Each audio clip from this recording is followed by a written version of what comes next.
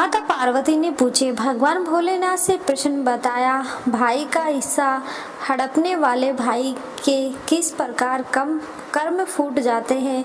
मित्रों, एक बार की बात है, माता पार्वती ने भगवान शिव से कहा, हे प्रभु, आज मेरे मन में एक प्रश्न उठ रहा है। यदि आप मेरे प्रश्न के उत्तर को देखकर आप मुझे संतुष्ट करेंगे तो मेरे मन को बहुत शांति मिलेगी। तब भगवान शिव कहते हैं, हे देवी, आखिर तुम्हारे मन में कौन सा प्रश्न है। फिर माता पार्वती कहते, हे प्रभु, भाई का हिस्सा हड़पने वाले भाई के किस प्रकार कर्म फूट जाते हैं, जिससे भाई भाइयों के अंदर बैर हो जाता है और भाई भाई का दुश्मन बन जाता है। मेरे प्रिय मित्रों, भगवान शिव कहते हैं, हे पार्वती, यह तुम्हारे प्रश्न बहुत ही ज़्यादा महत्वपूर्ण है और जो भी व्यक्ति इस प्रश्न के उत्तर समझकर इस पर्याप्त ज्ञान को अपने जीवन में उतार लेता है, उसे जीवन में सुख की प्राप्ति होती है। फिर मित्रों, भगवान शिव कहते हैं, हे देवी पार्वती, अब मैं तुम्हें तुम्हारे इस प्रश्न के उत्तर एक छोटी सी कथा के माध्यम से देने वाला हूँ। इस कथा के माध्यम से तुम अपने इस प्रश्न के उत्तर को ठीक तरह से समझ पाओगी तुरंत। परंतु मेरी एक शर्त है, जब तक मैं इस कथा को सुनाऊंगा तब तक तुम्हें कथा को ध्यान से सुनना है। तब माता पार्वती कहने लगी, हे प्रभु, मैं आपको वचन देती हूँ कि इस कथा को मैं पूरा मन और लगन से सुनूंगी। आप कृपया इस कथा को प्रारंभ करें। मित्रों, एक नगर में एक सेठ रहता था। उसके दो पुत्र थे। बड़ा बेटा चालाक और बेईमान किस्म का था, वही छोटा बेटा सीधा स्वभाव का था। सेठ के पास में धन की कोई कमी नहीं थी। इस प्रकार से सेठ अपने परिवार के साथ हंसी खुशी से अपना जीवन यापन कर रहा था। वहीं एक समय ऐसा आता है कि सेठ का देहांत हो जाता है। फिर सेठ की मृत्यु हो जाने के बाद में सेठ के बड़े बेटे ने मन में विचार किया कि अब पिताजी दुनिया में नहीं रहे, मेरे दोनों भाइयों के बीच में संपत्ति का बंटवारा हो जाना चाहिए। फिर सेठ के बड़े बेटे ने अपने छोटे भाई को बंटवारा करने के लिए बुलाया और कहा, पिताजी अब इस दुनिया में नहीं रहे तो हम दोनों के बीच में संपत्ति का बंटवारा होना चाहिए, ताकि समाज के लोग यह ना कह सके कि बड़े भाई ने छोटे भाई का हिस्सा नहीं दिया। अब तुम एक काम करो, चलो साथ साथ बैठकर बंटवारे के पहले खाना खा लेते हैं, उसके बाद फिर संपत्ति का बंटवारा करेंगे। मित्रों, भगवान शिव कहते हैं, हे पार्वती, इस प्रकार दोनों भाइयों ने साथ में खाना खाया। फिर छोटे भाई ने अपने बड़े भाई को जवाब दिया, भैया, बंटवारा आप ही कर लेते, मुझे अपना हिस्सा दे देते, बाकी आप रख लेते, मुझे बुलाने की क्या जरूरत थी। फिर सेठ का बड़ा लड़का कहने लगा, नहीं भाई, मैं यह सुनना बर्दाश्त नहीं कर सकता हूँ कि बड़े भाई ने छोटे भाई का हिस्सा मार लिया। फिर मित्रों, भगवान शिव कहते हैं कि हे पार्वती, इस प्रकार सेठ का बड़ा लड़का बंटवारा शुरू करता है और खाने पीने की चीज़ों में दो थालियों को सजाता है। एक थाली में मिठाई ज़्यादा थी, इस वजह से वे थाली खाली नजर आ रही थी। वही दूसरी थाली में पापड़, चावल, भुजिया आदि थे, इसलिए वह ज़्यादा भरी हुई नजर आ रही थी।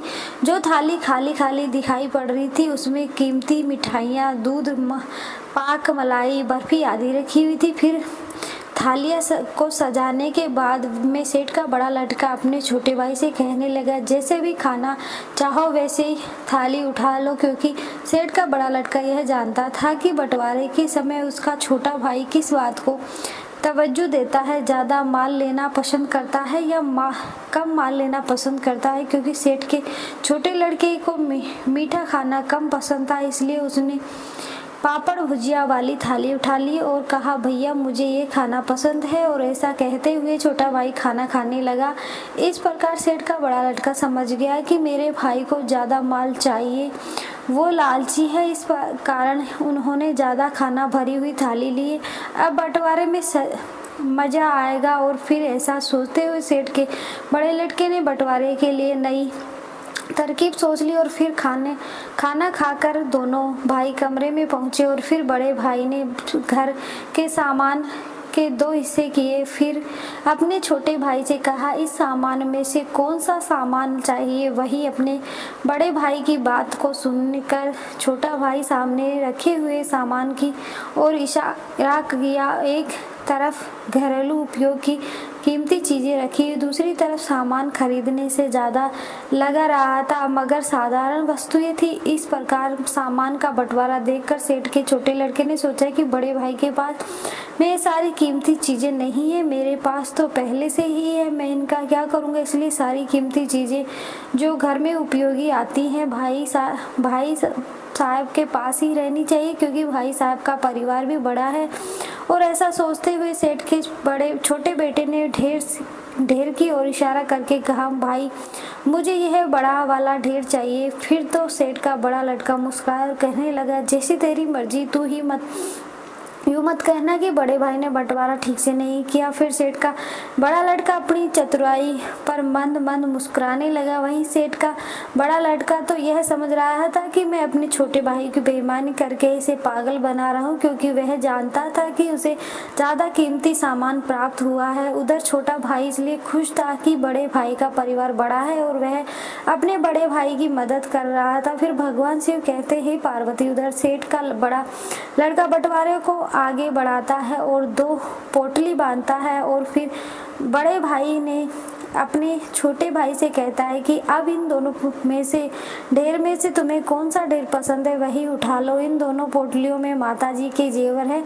वही बड़े भाई की बात को सुनकर के छोटा भाई ने बारी बारी दोनों पोटलियों का निरीक्षण किया। उसमें देखा कि एक पोटली भारी और दूसरी पोटली हल्की थी। फिर उसने सोचा कि बड़े भाई तो बड़े होते हैं, इसलिए उन्हें ज़्यादा हिस्सा चाहिए, क्योंकि वे बड़े भाई का परिवार बड़ा है। और फिर ऐसा सोचकर छोटा भाई ने भाई से कहता है, भैया आप बड़े हैं, आपका परिवार बड़ा है, इसलिए आप बड़ी पोटली रखिए। फिर भगवान शिव कहते हैं, हे पार्वती, बड़ा भाई यह सोचता है कि हमेशा यह बड़ा वाला सामान उठाता है, इसलिए बड़े भाई ने बड़ी पोटली में हल्की फुल्की चांदी की सामान रखी दिए, वहीं छोटी पोटली में कीमती जेवर रखे हुए थे। फिर जैसे ही बड़े भाई ने सोचा कि छोटी पोटली मेरे हाथ से निकल ली जा रही है, तो अपने छोटे भाई से कहने लगा, नहीं नहीं भाई, तुझे बड़ी पोटली ले।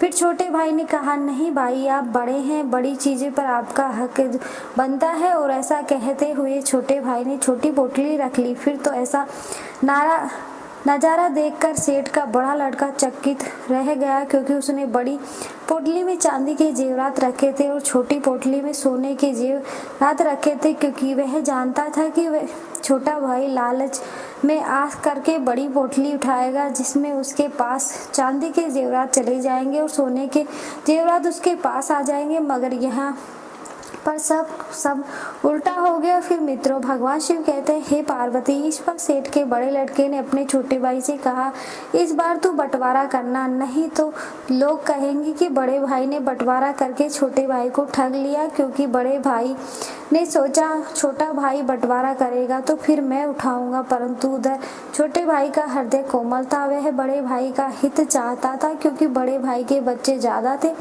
इसलिए छोटा भाई चाहता था कि जमीन का ज़्यादा हिस्सा बड़े भाई साहब को मिले। इसलिए वे अपने बड़े भाई को अपने पैतृक घर पर ले गया और अपने बड़े भाई से कहा, भाई ये है अपना पैतृक मकान है, पिताजी ने आपके जाने के बाद इसे बनाया था। फिर तो सेठ के बड़े लड़के ने देखा कि एक और 2 मकान और 3 मंजिल भवन खड़ा है, वहीं दूसरी ओर एक दुकान के पास अंदर जाने का गेट है, यानी एक और तो भव मंजिल भवन के साथ 2 दुकानें बनी हुई है, वहीं दूसरी ओर एक दुकान और पीछे जाने का गेट है। मित्रों, फिर भगवान शिव कहते हैं, हे पार्वती, बड़ा भाई नहीं चाहता था कि जेवरात की तरह वह ठगा जाए, इसलिए उसने छोटे भाई से कहा, तुम ही बताओ मुझे कौन सा हिस्सा लेना चाहिए। फिर तो छोटा भाई कहने लगा, भाई साहब, मेरी राय में आप दूसरा हिस्सा ले लीजिए।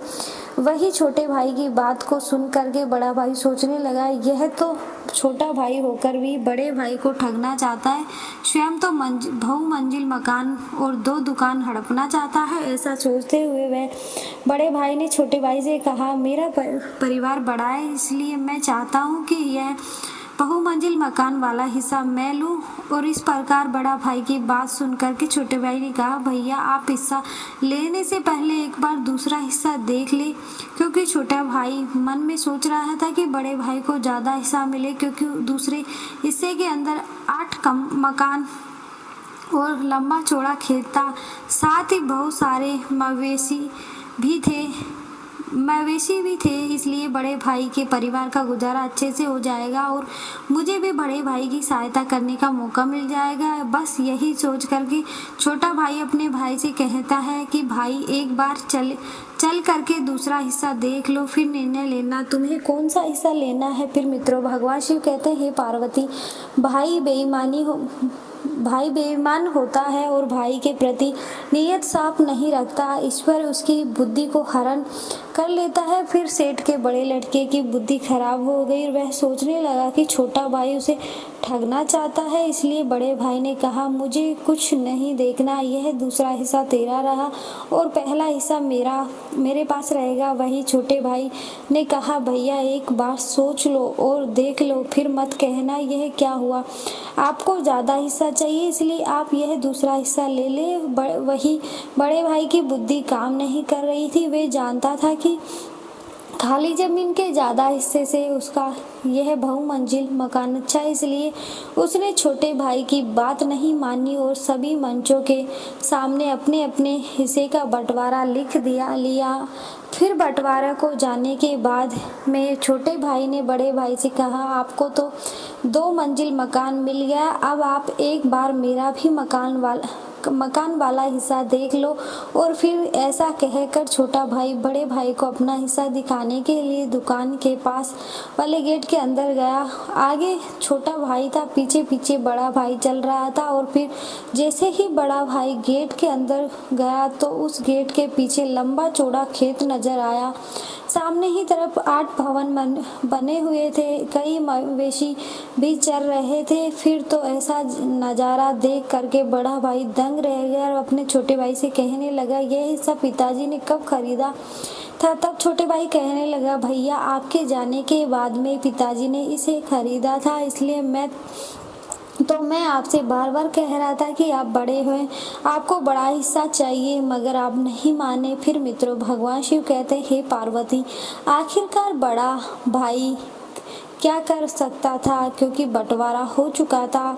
और फिर छोटे भाई के महल को देख करके बड़े भाई को एकदम से दिल का दौरा पड़ता है और उसकी मृत्यु हो जाती है। इसलिए कभी भी भाई के हिस्से की बेईमानी नहीं करनी चाहिए और जो भाई के हिस्से की बेईमानी करता है उनका हालत सेठ के बड़े बेटे की तरह होती है। मित्रों, किसी ने सच कहा है, पाप बड़ा ना भैया, सबसे बड़ा रुपया, यह आज से नहीं है, कहावत तो पहले से ही चली आ रही है। इसलिए मित्रों, भाई से हमेशा प्यार करना चाहिए, क्योंकि भाई जैसा चीज़ दुनिया में दूसरी कोई नहीं है। कहते हैं ना, जिस घर में भाई का प्यार बना रहता है वह घर स्वर्ग बन जाता है। इसलिए मित्रों, हमेशा भाई के साथ मिलकर रहना चाहिए। वीडियो अच्छी लगी तो वीडियो को लाइक करें, चैनल को सब्सक्राइब जरूर करें। धन्यवाद।